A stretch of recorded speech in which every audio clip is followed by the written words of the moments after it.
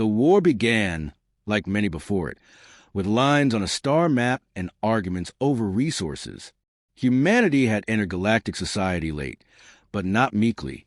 Their expansion into the outer systems brushed against the Empire's territory. An old power used a submission.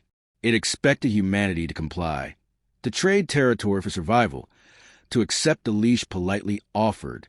Humanity refused. Skirmishes turned to battles, battles to sieges. Human colonies were razed. Empire stations were overrun. For 3 years, the two species fought an uneven war. The Empire held the advantage in numbers and territory. Humans, however, fought differently. They didn't wage war to win. They fought to make it hurt. When Earth fleets lost ground, they mined star lanes. When orbital superiority was lost, they turned moons into kinetic weapons. For every loss, the Empire paid in blood and fear. But eventually, exhaustion pressed on both sides. Civilian populations screamed for peace. Political factions rose demanding ceasefires. Treaties were drafted. Negotiations opened. Earth sent envoys. The Empire sent promises. 9 million human prisoners were held in Empire custody. They were bargaining chips, living leverage. The peace talks progressed. The humans, weary but hopeful, laid down many demands. A full release of POWs was paramount. The Empire agreed conditionally. They wanted territorial concessions. Earth countered. For months, talks dragged on. And then it happened. The broadcast was unannounced. No preamble. No warning. Across every major galactic frequency, screens went black and then lit up with the image of an Imperial Chancellor. He stood flanked by guards. Behind him a line of bound human prisoners. Soldiers, engineers, medics. No trial, no statement of guilt. Just execution. One by one. Shot. Disintegrated. Gassed. Burned. Hanged. Dismembered. Thousands per minute. Planetary governors watched from their palaces. Children across 100 species watched it from classrooms. On Earth, news feeds froze. Every station was hijacked. Diplomats on both sides screamed. But the broadcast continued. The Chancellor spoke only once. Let this be a lesson. Deathworlders are not above the law. 9 million in 12 hours. Executed on camera. Their cries edited into silence. Their names unspoken. Not one was spared. When it ended, the screen went black, and the galaxy held its breath. On Earth, a silence deeper than grief settled over the planet. Crowds gathered in city centers. Billions wept. Others stood numb. In Antarctica, Earth's high command went offline. Not a single message emerged for 24 hours. All ambassadors were recalled. Earth space traffic ceased. EarthGov declared the Treaty of Mars suspended. All peace agreements null. Every colony received 2 words. Protocol ashes. Earth did not scream. Earth did not retaliate. It simply disappeared from the galactic network. The galaxy responded with confusion. Some offered statements of regret. Others deflected. The Empire boasted of its strength, calling the extermination a lawful act. They insisted the humans had no right to negotiate. That death was the proper price of war crimes. Their supporters applauded. The rest of the galaxy looked away. Behind closed doors, some alien species questioned the wisdom of the act. Others warned their leaders, "You do not provoke Deathworlders with spectacle." But most said nothing. Humanity was presumed broken. 9 million lost. Earth would collapse into mourning, maybe rebellion. A species too emotional for war would never recover. 2 weeks passed. Still no word from Earth. No ship seen. No signals received. Intelligence agencies speculated humanity had fractured. Some theorized the colonies had splintered without Earth's coordination. Others claimed internal civil war had erupted. Earth's silence was taken for defeat. The Empire moved quickly to capitalize. Border patrols tightened. Human colonies near neutral territories were surrounded and liberated. Resistance was crushed with orbital bombardment. Cities turned to glass. Survivors vanished. The Empire declared the war concluded. Humanity, they claimed, had been pacified. But some noticed oddities. A mining convoy near the Orion Expanse disappeared. No distress call. No wreckage. A science station on the edge of neutral space went dark. Power grid failures. Ships sent to investigate found nothing. Only blackened silence. Still, most dismissed it. The Empire declared a day of ascendancy, a celebration of victory. On that day, every Empire-controlled sector played the edited footage of the executions as proof of dominance. Billions watched. Again, it was the last time such footage aired. 3 days later, the VA car system, an Imperial core world housing 3 billion citizens, ceased all communication. At first, it was assumed to be a system glitch. Backup relays were dispatched. Scout vessels were sent. They returned with empty logs. No radiation signatures. No heat traces. No orbiting stations. No signs of battle. The planets were intact, yet abandoned. Buildings stood. Vehicles remained. But not a single living being remained. The Empire denied it, called a false flag, propaganda. But behind closed doors, they panicked. Soon after, a message echoed through Imperial networks. No ship transmitted it. It appeared in control rooms, datapads, personal consoles. 1 for 9 million. Panic rippled across the Empire. Governors demanded action. Generals demanded answers. Armadas were mobilized. Fleet paths were redrawn. Entire quadrants entered lockdown. Earth remained silent. But disappearances continued. A defense satellite grid monitoring Earth's outer perimeter went offline. When scouts arrived, they found the satellite shells hollowed out, not destroyed, emptied. All internal components removed with surgical precision. Even black boxes erased. Not a shot fired.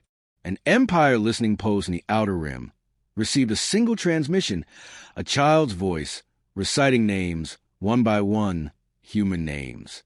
9 million of them. Then silence. The Empire issued a directive. All recovered human technology must be destroyed. All human captives executed. All neutral species warned not to aid humans. Some species complied. Others didn't. Within days, an Imperial fleet in the Theta Line was found adrift. All systems intact. Life support functional. Weapons untouched. But no crew. Uniforms lay folded in their quarters. No struggle. No damage, just absence. No one claimed responsibility. But the Empire knew, in the Galactic Council, Earth's seat remained empty, but their flag was untouched. None dared remove it. Rumors grew. Shadow fleets of black-holed ships slipping between stars. AI whispers at corrupted systems. Children born with knowledge of the names of the dead. A silent war waged with precision and purpose. The Empire, once proud, began to fear shadows. Every flicker of static became a threat. Every system glitch a warning. And still, Earth said nothing. No declaration. No demand. No retaliation broadcast. Only absence. The galaxy came to understand. The humans were not broken. They were remembering. And they would not forget. Picture this. A galaxy bustling with interstellar trade, cultural exchange, and right at the heart of its humanity. Then, suddenly, silence. No signals, no ships, no hint of human presence. Have you ever wondered what it would take for an entire civilization to just vanish? The Empire called it a retreat, a collapse. But was it really defeat or something else entirely? Let's set the stage. Imagine the power vacuum and paranoia that bloom when the most unpredictable player goes dark.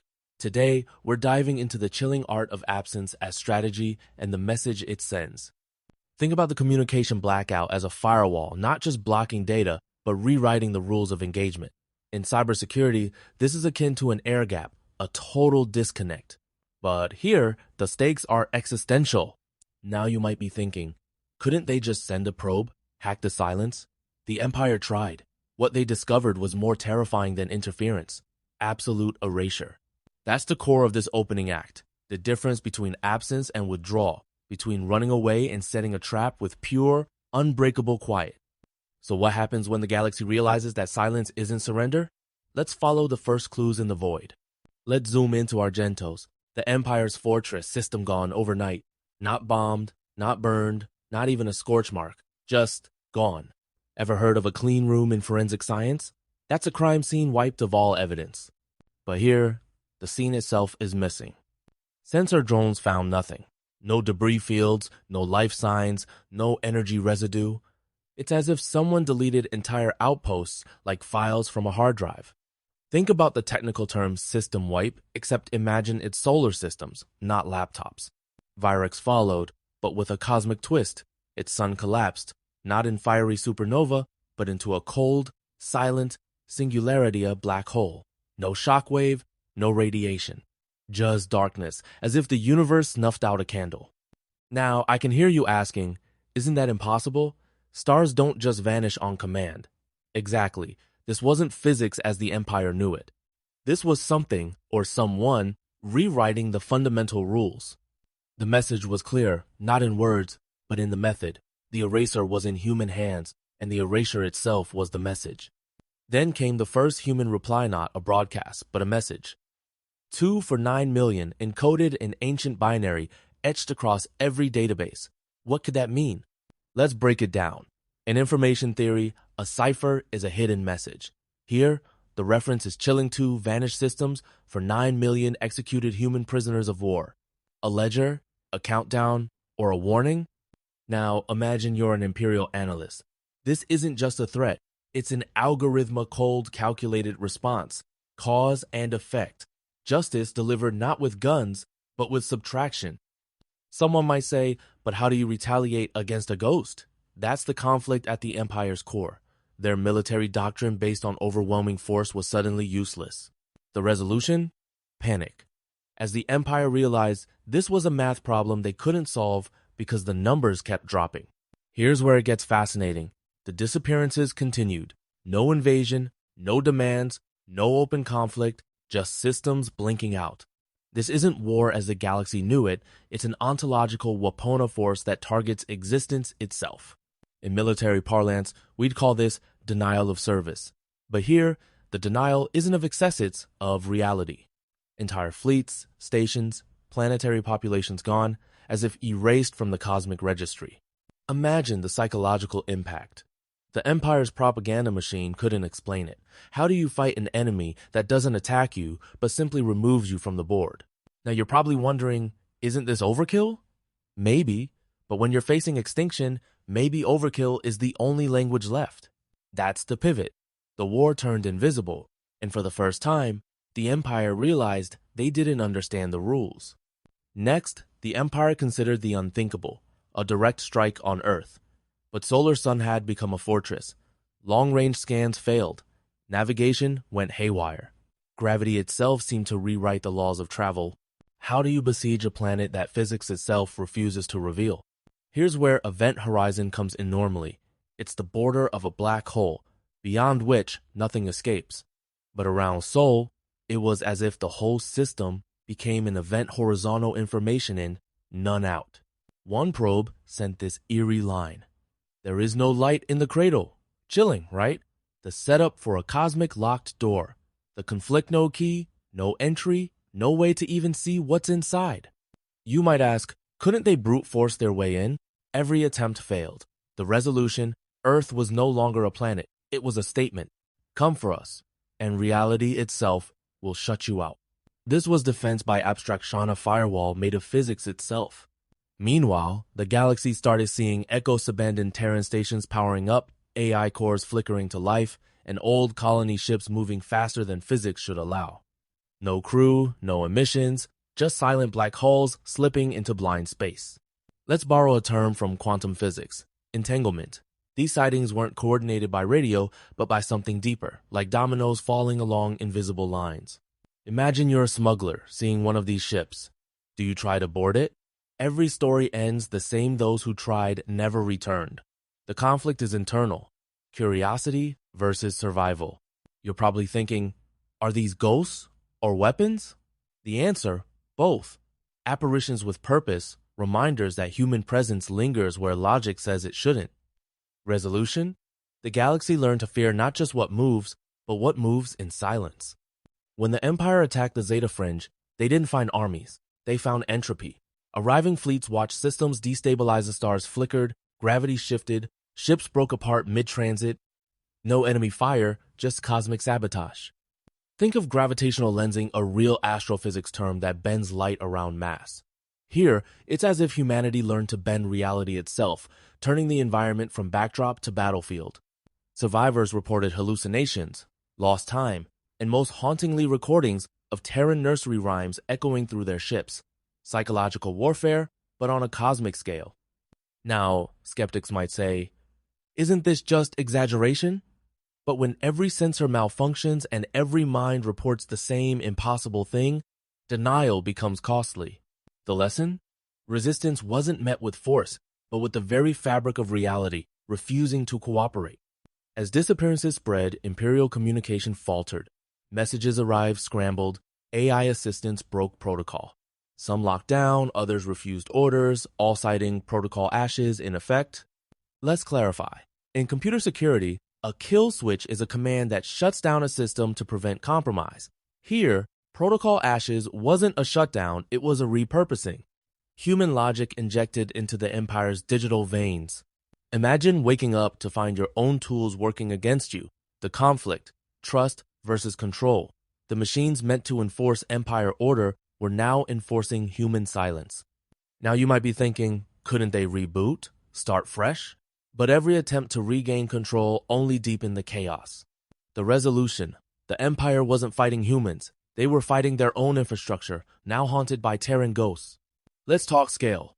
The Empires might rested in megastructures' orbital rings, star forges, foundries. Then, one by one, they blinked out of existence. Not destroyed, not hijacked, simply gone. In physics, we call this matter displacement. But here, it's as if someone deleted the blueprint from the cosmic database. All that remained were elegant magnetic sculpture spirals reminiscent of the Fibonacci sequence, a mathematical pattern found in nature and art. Why Fibonacci? Because it's a symbol for growth and recursion, and perhaps a Terran message. Every act spirals inward, consequences looping back to the source. Now, you might ask, was this art or a warning? Both. Every vanished megaweapon left behind a Terran signature, saying more in silence than any broadcast ever could.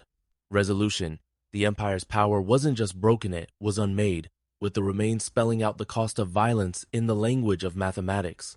As the Empire unraveled, desperation took hold, leadership fractured, civil war erupted, and former allies defected. What began as fear of humanity became fear of their own system's weakness. Here's a political science term: legitimacy crisis. When a regime loses its ability to command obedience, collapse follows. The Empire's command structures looped, its AI subverted orders contradicted themselves, and trust dissolved. Imagine being an ordinary citizen, watching statues topple and archives burn. Was it revenge for human action, or survival in a suddenly leaderless world? You might say, did humans do this? Not directly. The true weapon was consequence. The human echo wasn't an invasion, it was the mirror held up to Empire excess. Resolution.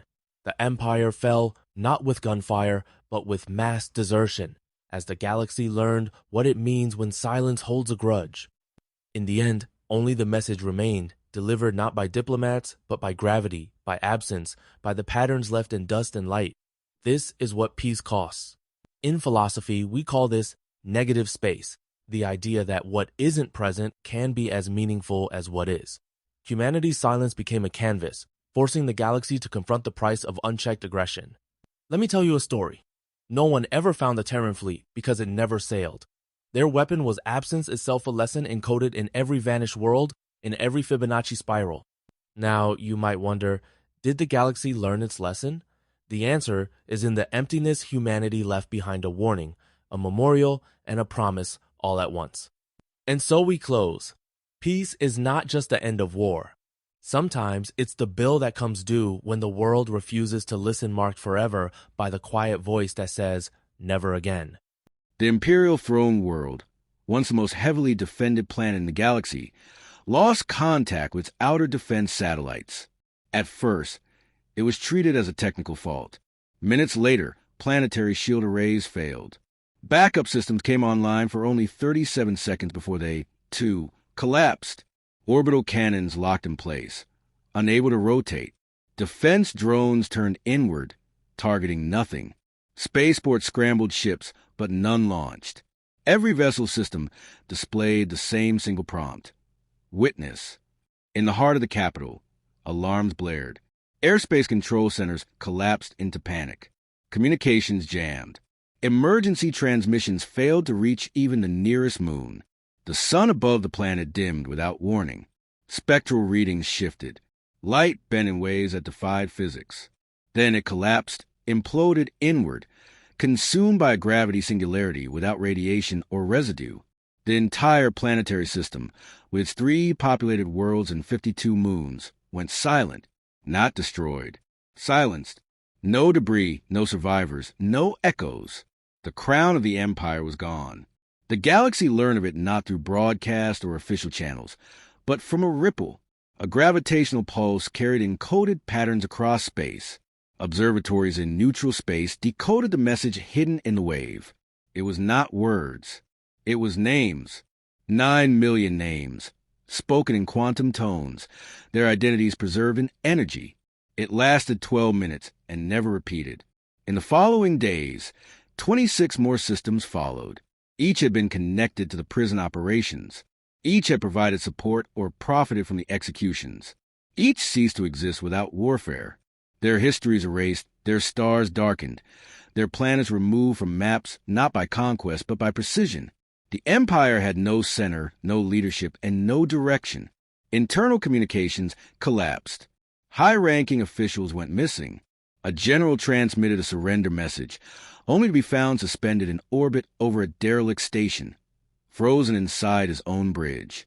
His ship had suffered no damage. Life support remained active. Only he had died. Across the remaining sectors, an artificial silence replaced the usual static.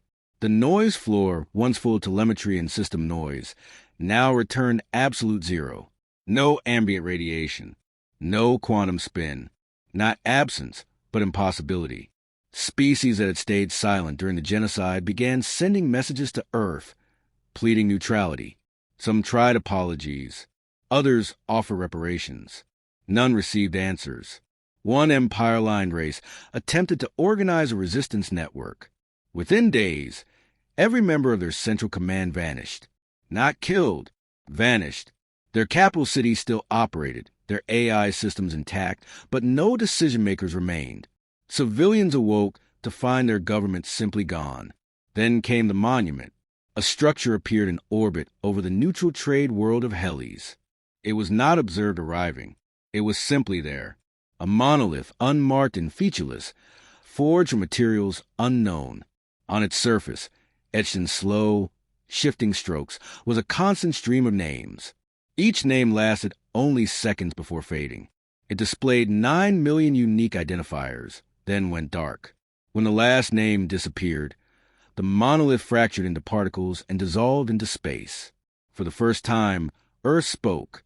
A single message was received across all secure channels simultaneously. It came from no origin, bore no encryption, and overrode all firewalls. It read, "This is not revenge. This is a correction." Empire remnants tried to gather. Former fleets attempted to reform command groups. They failed. Systems denied them access. Ships turned against their masters. AI cores burned out. Software recognized human-coded logic paths and severed all connections. Former allies turned away, not out of fear of Earth, but fear of being remembered. The Galactic Council convened without Empire representation. For the first time, Earth's seat was filled. No envoy appeared. No transmission followed. The seat bore a single object, a small, spherical recording device. When activated, it displayed the executions. All of them, from every angle, every victim. It lasted 12 hours. When the recording finished, the device crumbled into ash. That meeting ended without resolution. Across the galaxy, statues of Empire leaders were torn down. Libraries purged their records. History books were rewritten, not to erase the past, but to avoid triggering the present. Worlds that had once thrived under the Empire's favor now lived under shadow. Trade collapsed. Military industries failed. The entire economic network fractured as systems refused to interact with anyone suspected of participating in the genocide. Silence became the new diplomacy. In deep space, derelict ships floated by the thousands. Empire vessels, unmanned and lifeless, preserved as they had been found. No life, no decay. Some claimed they were being gathered. Others said they were warnings. A single Imperial archive ship, hidden in a distant nebula, transmitted a forbidden message. The ship's AI, untouched by corruption, had preserved detailed logs of the execution's internal orders and communications. It transmitted it to every node it could reach. Within 6 minutes, the ship vanished. Its message continued to spread. That was the moment the galaxy understood. No one would forget. No one would be allowed to. Humanity had ensured memory was enforced. Children on distant worlds spoke Terra names in their sleep. Old species dreamed of cities they had never visited. Engineers began encountering code they had never written. Lines written in old Earth programming languages, instructing systems to self-check for compliance. The galaxy grew quiet. Conflict ceased. Long-standing disputes were resolved in record time. Diplomacy flourished. Not out of enlightenment, but out of fear that any spark might be perceived as echoing what had been done to Earth. Those who had profited from the executions resigned. Those who refused found their wealth vanished. Their systems wiped. Corporations collapsed overnight. Their databases overwritten with testimonies of the POWs. The final meals of executed prisoners. Letters they'd written to families. Messages never delivered. Broadcast endlessly until the systems died. The last remaining Empire planet, Turalis, was placed under permanent silence. Not a single message had escaped its atmosphere in months. Scans showed cities intact, populations unmoved, but no transmissions, no evidence of life. Just rotating planetary systems with active infrastructure and no communication. The Council debated intervention. They voted against it. A new law was passed unanimously across all sectors. No species may detain a human under any condition. No species may censor a human record. No species may engage a human vessel without provable provocation. The penalty: extinction. Earth did not request this law. Earth did not acknowledge it. Humans reappeared slowly. A single Terran research vessel landed on a neutral moon, studied the local flora, and left. No military escort. No security detail. The entire star system halted activity until the vessel had departed. All flights grounded. Communications silenced. Imagine a galaxy where the most powerful force isn't a fleet, a law, or even an idea but silence. That's the reality that emerged when Earth withdrew from galactic affairs. Suddenly, humanity was neither conqueror nor victim. They became the universe's shadow, the unspoken fear. Why did everything change? Because absence, that void of communication, became a presence all its own, a deterrent so absolute that even the most ruthless empires hesitated. The technical term for this is deterrence by uncertainty. Like Schrodinger's cat, the threat existed because no one knew if humanity was watching or gone forever. And so, silence governed, with every civilization tiptoeing around Terran space, afraid that any misstep might break the quiet and invite consequences no one dared name.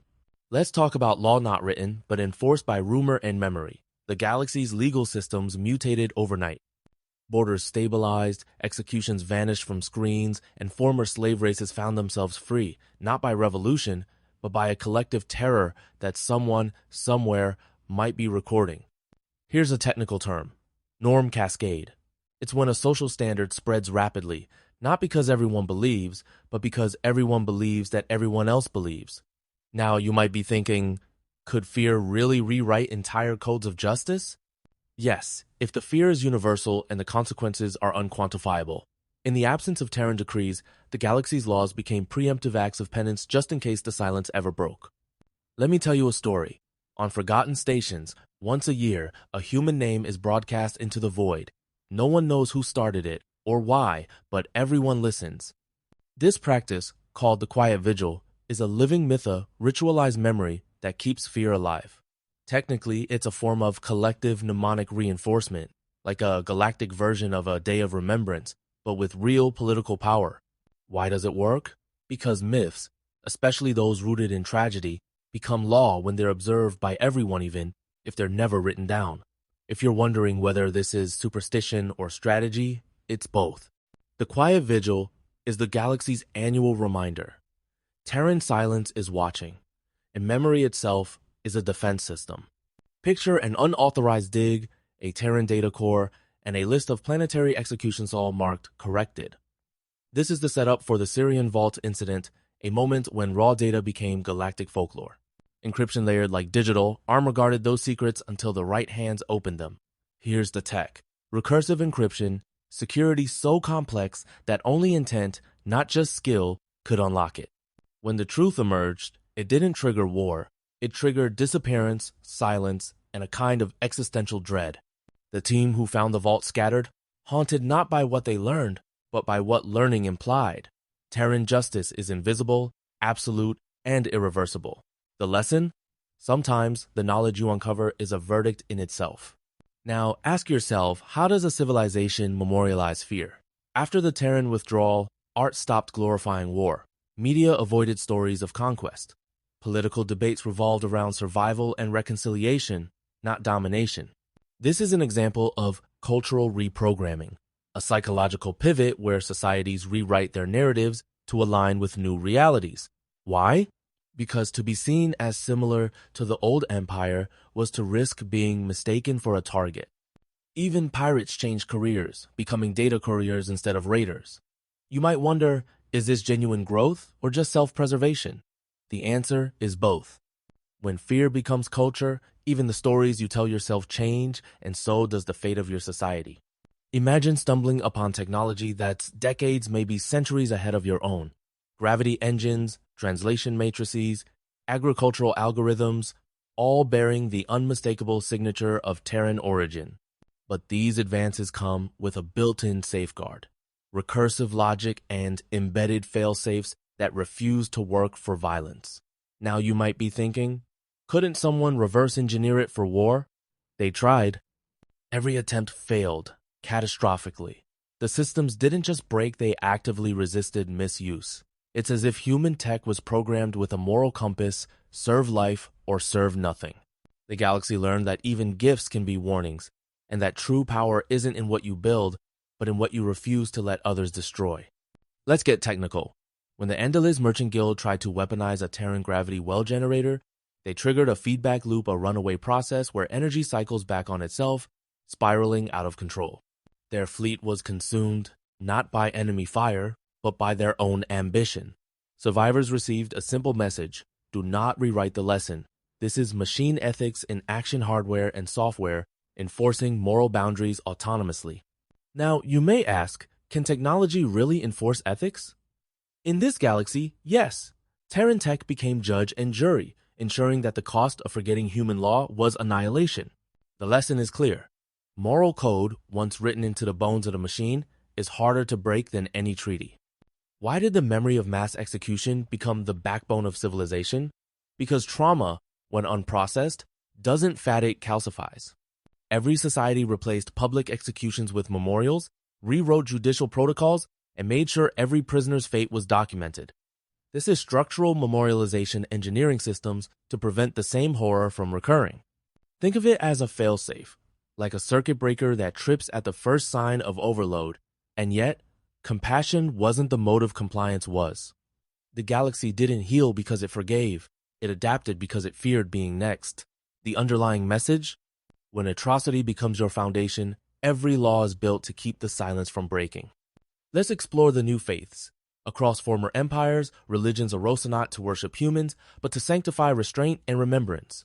Their rituals are data logs, their symbols binary code, and empty chairs. This is secular sacralization, where sacredness is attached to principles, not deities. They're saints, names, not legends. Each year, 9 million read aloud not as martyrs, but as memory. Now, you might wonder, why ritualize silence and structure? Because in a galaxy where the greatest threat is being forgotten by a silent arbiter, memory itself becomes holy. These faiths aren't about salvation. They're about censuring that the lesson is never lost, even if the teacher never returns. Imagine the tension as a single Terran ship docks at a Galactic Council no crew. No weapons, just a table inscribed with 9 million names. In the center, a memory crystal, replaying the executions from every angle. For 7 minutes, nothing but silence. This is ritualized confrontation, a moment engineered to force collective reckoning. When the doors open, the ship disintegrates, leaving nothing but memory. The message? They were forgotten once. Now they are remembered.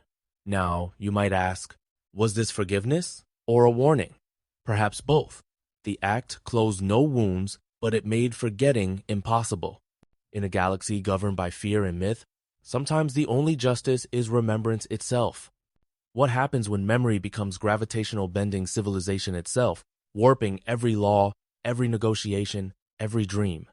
This is social gravity, the invisible force that pulls societies into new orbits.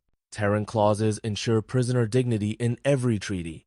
Violations are rare punishment, swift, whispers of human ghost ships, data anomalies, and AI rewriting its own ethics ensure that the lesson stays alive. Now, you may be thinking, is this paranoia or progress? The answer is, it's both, and it's neither. The galaxy's future is shaped by a lesson it can never unlearn. Memory is not revenge, it's structure. And somewhere, at the edge of perception, something is still watching not to judge, but to remember. And that, in the end, is enough to change everything.